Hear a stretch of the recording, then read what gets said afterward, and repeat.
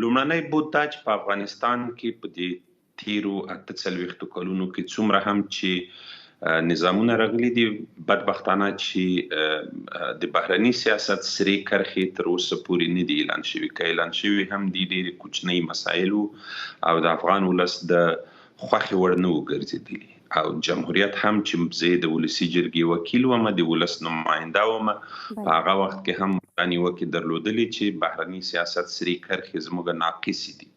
یو عمده علت او دلیل یې د ډیورنډ کرښې موضوع یادولی شو چې زموږ په بهرني سیاست کې بیخي واضح او اشکاره په دغه باندې نظر نه څرګندېده. حتی زموږ د انتقادونو لاندې حکومت راغلی و چې دا د ډیورنډ کرښې په سر باندې دا کوم اغزن تار چې تیریږي دغه باید زموږ په بهرني سیاست کې شتون ولري. شتون یې نه درلوده.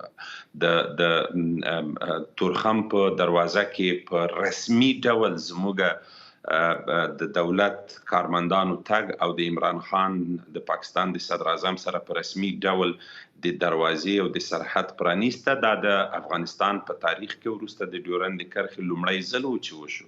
بنان په هغه وخت کې هم ناقص مسایل موجود وو.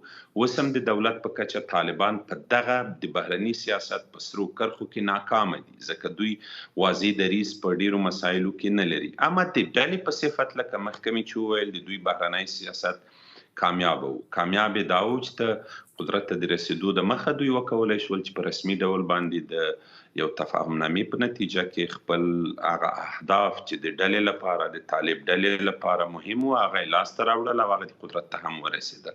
بنان دا د ولس د نماینده په صفت دولت په بهرني سیاست کې تر اوسه نیمګړتیاوې شتون لري چې هغه د پوره کېدلو لپاره باید کورنی مشروعیت لاسته راشي.